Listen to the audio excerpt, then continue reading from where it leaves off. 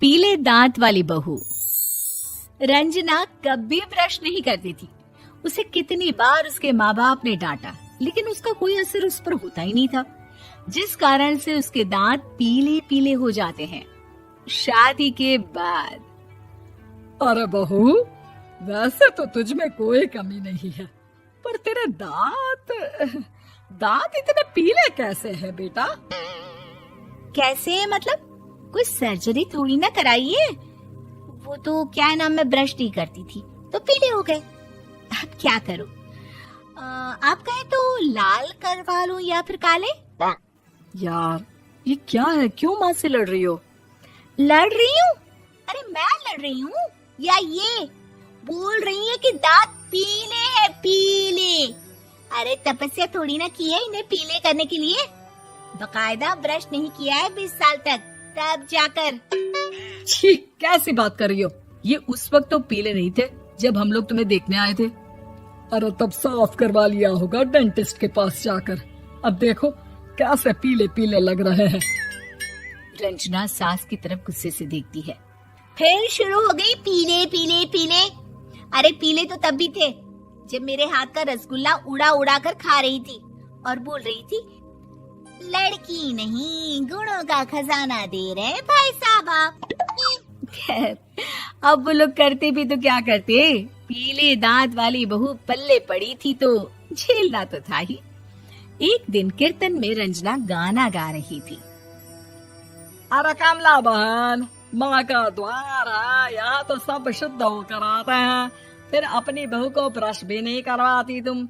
दूर से पीले पीले दांत भक्ति में बाधा उत्पन्न कर रहे हैं। अरे कोई 2 साल की बच्ची थोड़ी ना लेकर आई हूँ मैं बहू बनाकर। अच्छी खासी लड़की है, अरे कैसे करवाऊं ब्रश?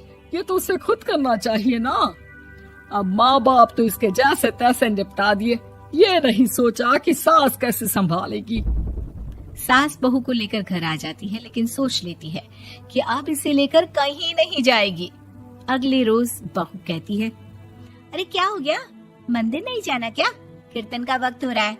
मेरी मधुर वाणी से कान्हा जी जागते हैं और सोते हैं। आप तो जानती है ना उनकी भक्ति में कितना मन लगता है मेरा। वो क्या है ना, तबीयत ठीक नहीं लग रही है मेरी, आराम करूंगी मैं। तबीयत ठीक नहीं लग रही? अभी तो मिथुन के गाने पर नाच रही थी आप, और अब बोल रही है कि तबीयत ठीक नहीं लग रही। अरे भक्ति में मन लगा लो सासू माँ, ऊपर जाना है, क्या मुंह दिखाओगी आप? हाँ?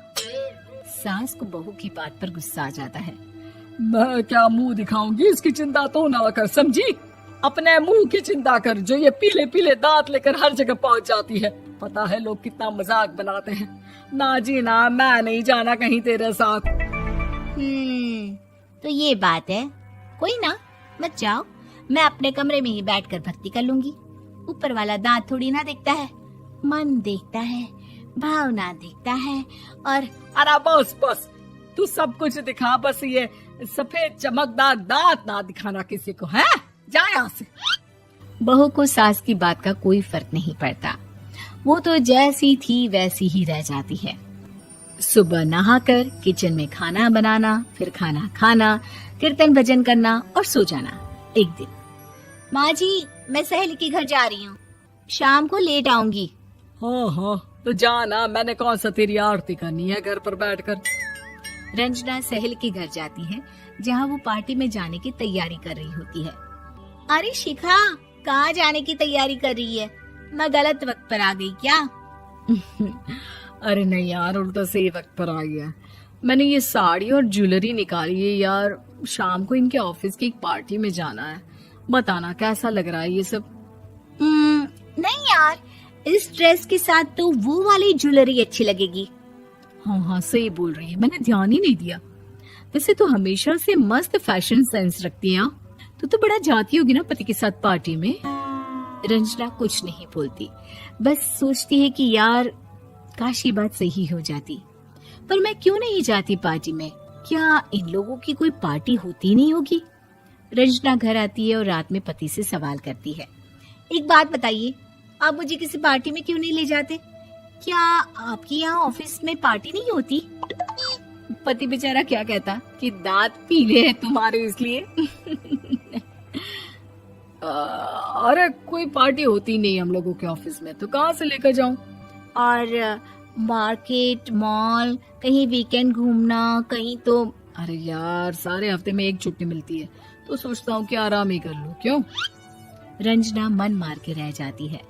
पहले कभी सास के साथ मंदिर जाया करती थी, लेकिन वो भी सास ने ले जाना बंद कर दिया। घर बैठी बैठी रंजना बोर हो जाती है। तभी उसे आइडिया आता है और वो मायके जाने का सोचती है। सासू माँ, 2 दिनों के लिए मम्मी के घर जा रही हूँ। अच्छा अच्छा, ठीक है, आराम से जा। और हाँ, माँ से कुछ अच्छी आदत सीख कर आना कि कैसे शरीर के हर भाग की तरह दांतों की सफाई भी जरूरी होती है, समझी? शुरू हो गई ना आप। वो लोग आपकी तरह नहीं है कि छोटी छोटी बात का बतंगड़ बना दे। उन लोगों के लिए मैं मायने रखती हूँ, ना कि मेरे पीले पीले दांत। रंजना माँ को बिना बताए उन लोगों को सरप्राइज देती है, लेकिन जैसे ही वो दरवाजे पर पहुंचती है, अंदर देखती है कि घर वाले कहीं जा रहे होते हैं। अब माँ, काश रंजना दीदी के दांतों वाली प्रॉब्लम नहीं होती, तो वो भी हम लोगों के साथ चलती ना बुआ जी की बेटी की शादी में।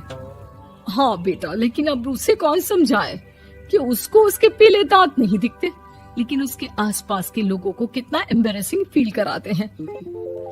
मुझे तो कितनी बार उसके स्कूल की टीचर ने शिकायत की कि उसके साथ कोई लड़की बैठना भी नहीं चाहती, और ना ही कॉलेज में कोई उससे बात करना चाहता था।